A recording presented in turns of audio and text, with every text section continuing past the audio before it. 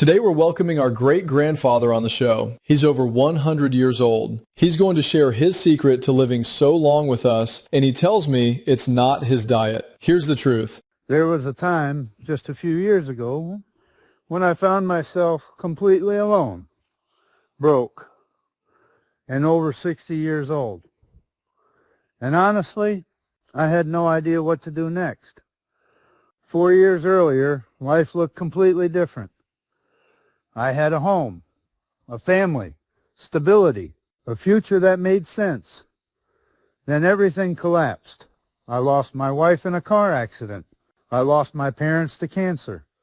One by one, the people I loved disappeared. And suddenly, I was standing in a big empty house by myself. But the bills didn't disappear. Property taxes kept rising, utilities kept climbing, maintenance costs never stopped. And eventually, I sat there staring at a pile of bills, realizing something terrifying.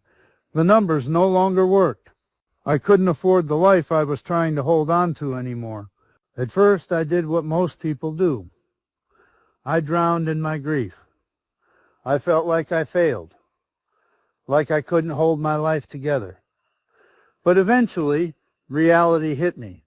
I had to do something, anything. Right or wrong, I had to move. And the only real asset I had left was my house. So I made the hardest decision of my life. I sold it. It took over a year. 2 different real estate companies, stress, delays, frustration. But during that year, something even harder happened. I had to go through everything inside that house. Not just my belongings, but the belongings of the people I lost. My wife's things, my parents' things, my sister's things. Memories stacked in every room. The garage was packed with tools, equipment, vehicles, decades of life accumulated into one overwhelming mountain. And every single item carried emotional weight. But I realized something. If I wanted a new life, I couldn't drag the old one behind me forever. So I started selling everything. Furniture, collections, artwork, tools, anything that had value. Piece by piece, I stripped my life down to the bare walls. Because starting over takes more than courage. It takes sacrifice. Eventually, the house sold. Everything inside it was gone, and all I had left could fit in the back of a truck. That was it. Now I had a check in my hand and a mountain of debt waiting for me. So I sat down with a pencil and paper and started paying everybody back, one by one. And when it was all over, there wasn't much left, just enough money to buy an old camper, an old box truck, and survive. That was my reset button. Now came the next terrifying question. Where do you go when you no longer have a home? Thankfully, a friend called me and offered me a small piece of land to stay on for free if I watched over it. To me, that offer felt like a miracle. So I parked my little camper there and started over from nothing. No electricity, no running water, no comfort.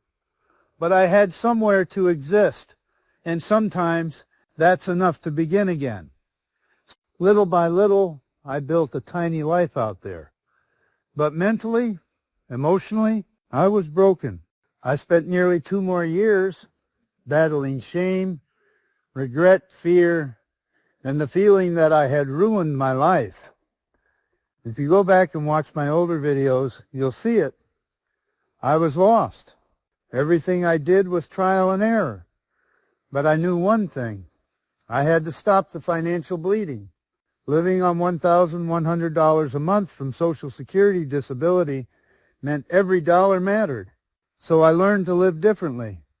I stopped spending on wants, focused only on needs, cooked my own meals, cut unnecessary trips, watched every penny. And at first I hated it.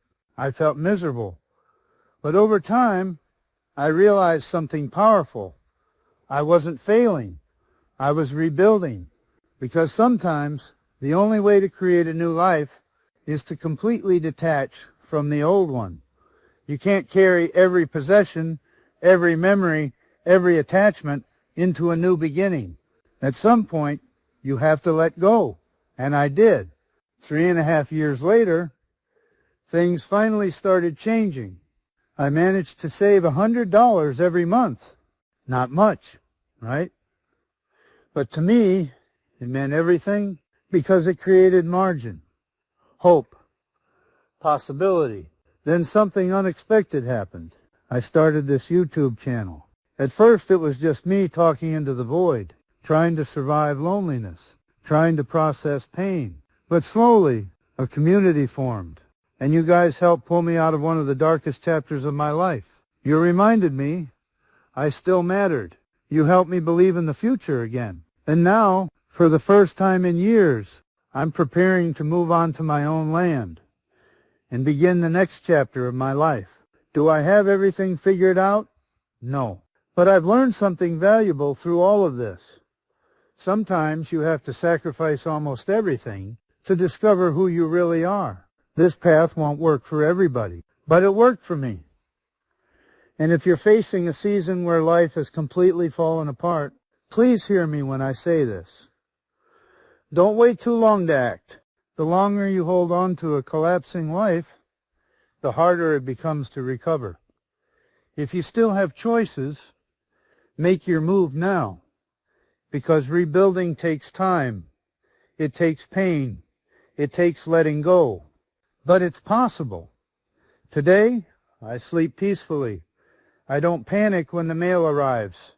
I don't feel trapped anymore. No, life isn't perfect. But for the first time in a very long time, I feel hopeful. And maybe that's the real victory. So if you're standing at rock bottom right now, feeling alone, scared, broke, and uncertain, just remember, a new life often begins the moment you stop trying to save the old one. Thank you for being here, guys. I appreciate every one of you. And until next time, let's rise together. If you liked it, give it a like and subscribe. Let us know in the comments if we should invite more older men to share their secrets with us. See you in the next video.